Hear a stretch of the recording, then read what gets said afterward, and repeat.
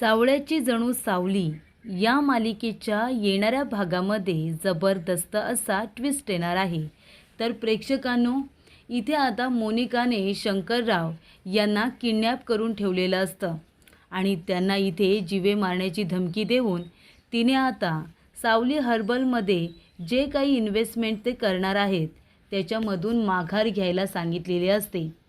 पण प्रेक्षकांनो, ही गोष्ट आता वेळीच सारंगच्या लक्षात आलेली असते आणि म्हणूनच येणाऱ्या भागामध्ये सारंगने शंकरराव यांचा जीव वाचवलेला असतो आणि त्यांचा जीव वाचवताच त्यांनी तिलोत्तमा आणि सारंगच्या समोर मोनिकाच्या कारस्थानाचा पर्दाफाश केलेला असतो.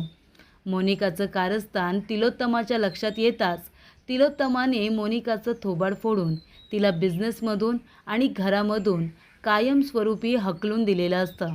तिची चांगली हकलपट्टी केलेली असते आणि सावली हर्बल हे पुन्हा एकदा जोमाने सुरू करण्याची परवानगी दिलेली असते. तर प्रेक्षकांनो, येणाऱ्या भागामध्ये कशा पद्धतीने या गोष्टी पुढे घडत जातात आपण सविस्तरपणे बघूया. तर इथे आता सारंगने कंपनीमध्ये पाय ठेवू नये अशी मोनिकाची आणि राजकुमारची इच्छा असते.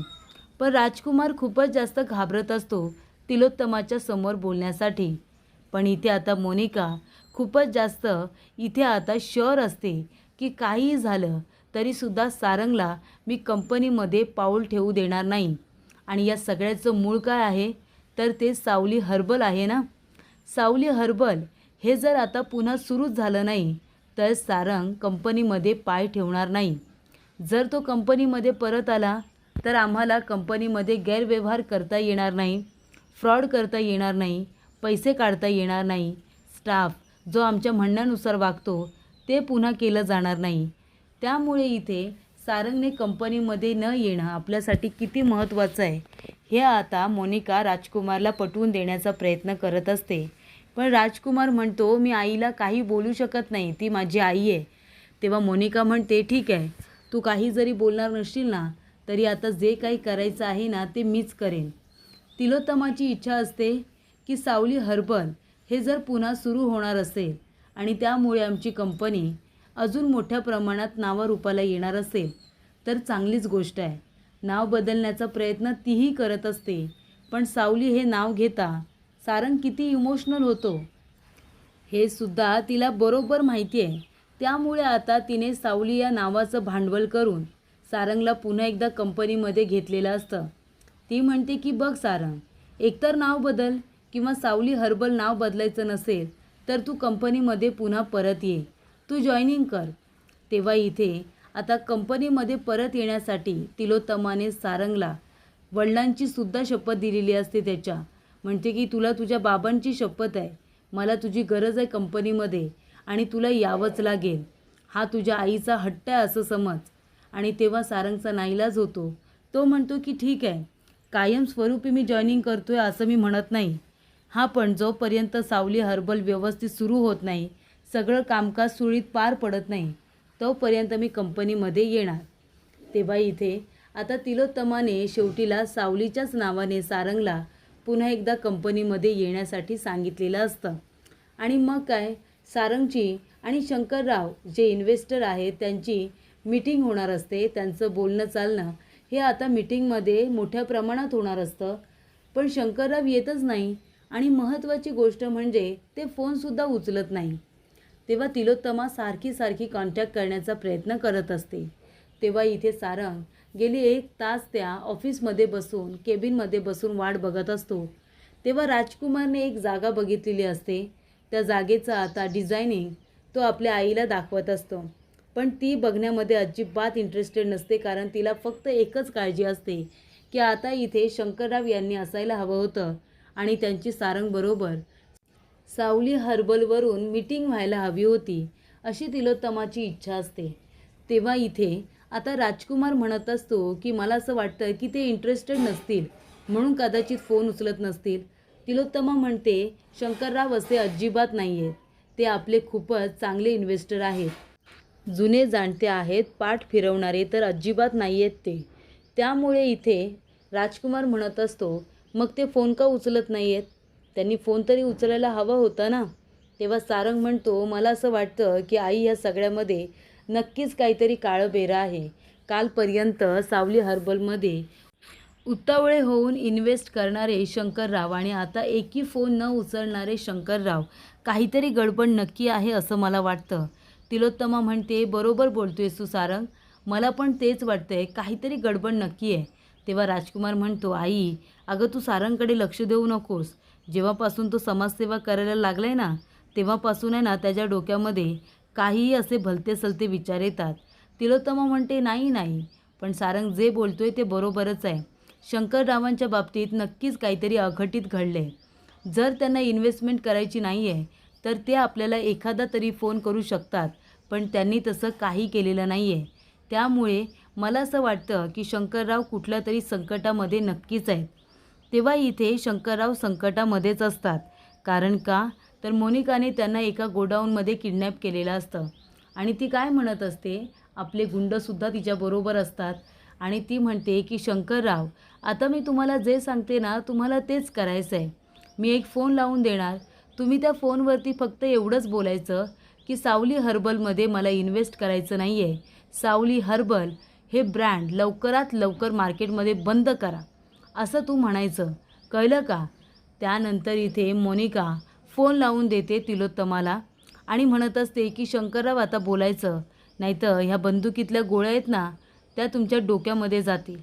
तेव्हा शंकरराव म्हणत असतो की हो बोलतो बोलतो आणि ते आता बोलत असताना तिलोत्तमाला फोन लागतो आणि ते म्हणत असतात की मॅडम, मला सावली हर्बलमध्ये आता इन्व्हेस्टमेंट नाही करायची आहे आणि ते घाबरतात आणि त्यानंतर म्हणतात की ते ब्रँडिंगसुद्धा बंद करायला हवं आहे. ते कितीही मोठं असलं, कितीही ते गाजत असलं तरीसुद्धा मला इन्व्हेस्टमेंट नाही करायची आहे, नाही करायची आहे. त्यामुळे काय होतं, सारंगला कळतं की जर ते मार्केटमध्ये गाजतं आहे, अजूनही त्या ब्रँडला लोक व्हॅल्यू करत आहेत, तर मग हा माणूस इन्व्हेस्ट करणारा का करत नाही आहे? नक्कीच हा कुठल्या तरी मोठ्या संकटात आहे. तेव्हा लगेच इथे सारंग काय करतो, राजकुमारला काहीच सांगत नाही. तो आता शंकररावचा जो नंबर आहे ना तो ट्रेस करायला सांगतो. नंबर ट्रेस केला जातो, कुठल्या ठिकाणी तो आहे ते आता चेक केलं जातं. लाईव्ह ट्रेस केल्यानंतर शंकरला ज्या आता इथे गोडाऊनमध्ये ठेवण्यात आलेलं असतं ना त्या ठिकाणी बरोबर सारंग पोचलेला असतो आणि तिथून आता शंकररावचा जीव वाचवलेला असतो आणि त्याचबरोबर तिथल्या गुंड लोकांची धुलाईसुद्धा केलेली असते, ज्यांनी मोनिकाच्या सांगण्यावरून शंकररावांना किडनॅप करून ठेवलेलं असतं. त्या सगळ्यांची सारंग धुलाई करतो आणि मग काय, मग इथे सारंग शंकररावांना सरळ ऑफिसमध्ये घेऊन येतो मीटिंगसाठी आणि तेव्हा इथे मोनिकासुद्धा ऑफिसला आलेली असते. ती आपल्या केबिनमध्ये असते. तेव्हा शंकररावांना आणल्यानंतर सारंग म्हणतो की शंकरराव सांगा, तुमच्याबरोबर नक्की काय काय घडलं ते सांगा. तेव्हा शंकरराव म्हणत असतात की तिलोत्तमा मॅडम, मी जेव्हापासून तुम्हाला सांगितलं की मला सावली हर्बलमध्ये इन्व्हेस्ट करायचं आहे, ती गोष्ट तुमच्या सुनेला मोनिकाला पसंत नव्हती. तेव्हापासून ते आडेवेडे घेण्याचा प्रयत्न करत होते. त्यानंतर त्यांनी मला धमकवायला फोन केला. मी त्यांच्या धमकीला भीक घातली नाही म्हणून त्यांनी भाड्याचे गुंड पाठवले आणि मला गाडीमधूनच इथे किडनॅप करून ते एका गोडाऊनमध्ये घेऊन गेले आणि तिथे मला बांधून ठेवलं. जबरदस्तीने माझ्या डोक्याला पिस्तूल लावून मला तुमच्याबरोबर फोनवरती बोलायला सांगितलं की तुम्हाला इन्व्हेस्ट करायची नाही आहे, सावली हर्बल बंद करा, असं बोलायला सांगितलं. माझी तशी अजिबात इच्छा नव्हती, पण हे सगळं तुमच्या सुनेने मोनिकाने केलेलं आहे. या गोष्टीचा खुलासा आता इथे केला गेलेला असतो. तेव्हा सारंग म्हणतो, आई बघितलंस ना, मला तुला हेच सांगायचं होतं की शंकररावांना नक्कीच कुणीतरी किडनॅप केलं होतं, तर त्या मोनिका वहिनीच निघाल्या. शंकरराव म्हणतात की त्या खूपच जास्त क्रूर आहेत. स्वतःच्या मनाचं करण्यासाठी ते एखाद्या मनाचा विचारसुद्धा करत नाही, एखाद्या जीवाचा विचार करत नाही. त्यांनी मलासुद्धा मारण्याची धमकी दिलेली आहे. तेव्हा तिलोत्तमा म्हणते, तसं काही होणार नाही आहे शंकरराव, तुमच्या केसालासुद्धा धक्का लागणार नाही आहे. तिलोत्तमा मोनिकाला रूममध्ये बोलावून घेते, तिच्या केबिनमध्ये, आणि म्हणत असते की हे काय चाललं आहे तुझं मोनिका, लाज नाही वाटत तुला असं वागताना? आणि आता आपल्यासमोर शंकररावांना उभं बघून तिला खूप मोठा धक्का बसतो. तिला कळतं, अच्छा, म्हणजे या शंकररावांना आणण्यामागे सारंगचा हात आहे. तर तेव्हा तिलोत्तमा येते, मोनिकाच्या जोरदार थोबाडीत देते आणि म्हणते की काय गरज होती तुला शंकररावांना किडनॅप करण्याची? अगं बिझनेसमध्ये कुणी असं वागतं का? लाज नाही वाटत तुला असं वागताना? तुझ्याकडून मला ही अपेक्षा अजिबातच नव्हती. मी आत्ताच्या आत्ता शंकररावांना विश्वास देण्यासाठी एक काम करणार आहे. शंकरराव, तुमच्या केसाला धक्का लागणार नाही आणि जर काही झालं तर त्याचा आरोप मोनिकावरती जाईल. मी आता तुम्हाला इथल्या इथे सांगते की मी मोनिकाला ह्या बिझनेसमधून आणि घरामधून कायमस्वरूपी बेदखल करते. तिने इथे तुम्हाला जीवे मारण्याचा प्रयत्न केला, तुम्हाला किडनॅप केलं आणि ही गोष्ट माफ करण्यासारखी नाही आहे, अजिबातच नाही. त्यामुळे आत्ताच्या आता मी तुमच्या समोरच इथे तिला ह्या कंपनीमधून, मोनिकाला आणि घरातून बेदखल करून टाकते आणि तुमचं इथे कंपनीमध्ये पुन्हा एकदा स्वागत आहे. सावली हर्बल हे सुरू करायचं आहे, त्याच्यामध्ये तुम्हाला इन्व्हेस्ट करायचे आहे. तुम्हाला जेवढी इन्व्हेस्टमेंट करायची आहे तुम्ही करा.